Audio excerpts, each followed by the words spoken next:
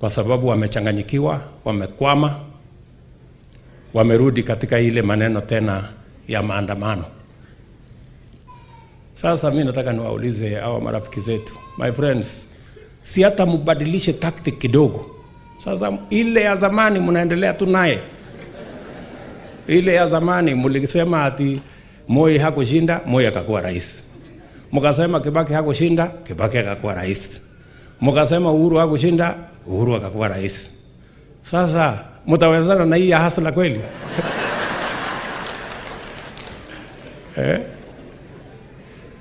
Kwa sababu unajua hawa watu hakuna kitu wanataka. Hii ni watu wanapanga tu mambo ya nusu mkate, sijui wanatafuta handshake. Mimi nataka niwaambie mapema mchana, my friends, sahau mambo ya handshake.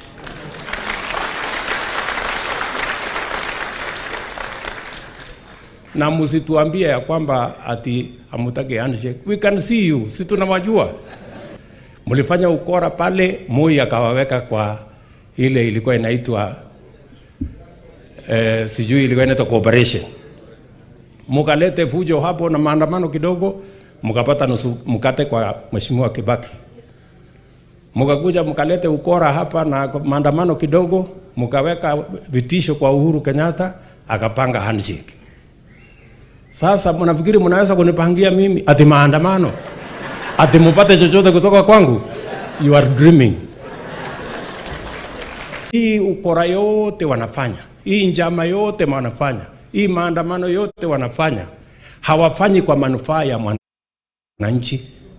Wanafanya kwa manufaa ya ubinafsi wao, familia zao, biashara zao na wao wenyewe. Mimi nataka niwaambie my friends, hiyo barabara haipitiki tena.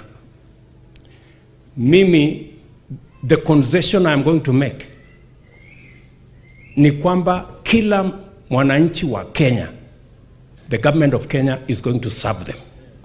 But the government of Kenya is not going to be blackmailed to serve the interests of a few people, their families and their businesses. That will not happen. We are going to serve the people of Kenya. Hatuwezi kukubali ati nyinyi watu kidogo mnapanga maandamano hapo, mnaitwa nusu mkate, sijui nini, pesa, what? Hiyo msahau kabisa, na msahau. Hiyo haiwezekani. Na mtafute mtu mwingine ya kutisha. Tafuteni mwingine. Sio mimi. I will not agree. Mimi nimechaguliwa na wananchi wa Kenya mchana. Nyinyi mlikuwa na system, mlikuwa na deep state, mlikuwa na serikali, tukawashinda. So please, pangeni kazi ingine. Hata upinzani ni kazi.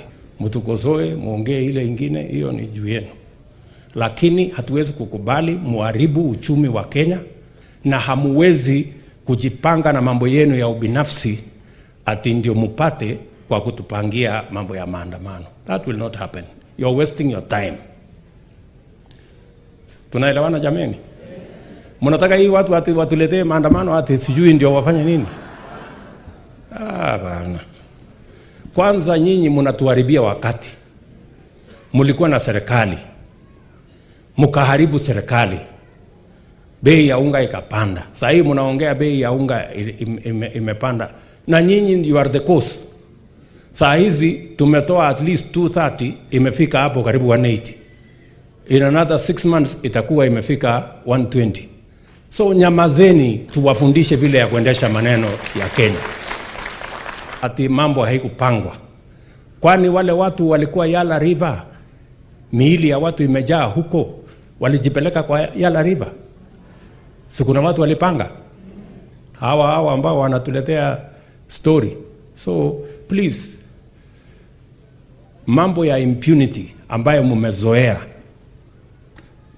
we are going to bring impunity to a stop in Kenya. As my good deputy has told you, you can fool some people sometime, but you cannot fool all the people all the time. We will not allow you, and you will not succeed. Tunaelewana jameni? Watupatie nafasi tupange mambo ya kuzalisha chakula. Tayari tumepanga mambo ya mbolea, tuhakikisha kwamba wakulima wetu wanazalisha chakula, ndio tuondoe njaa hii watu ya handshake walituletea na ukora yao. Tunapanga mambo ya uchumi, ndio tukomeshe madeni hawa watu wametuingisha ndani yake.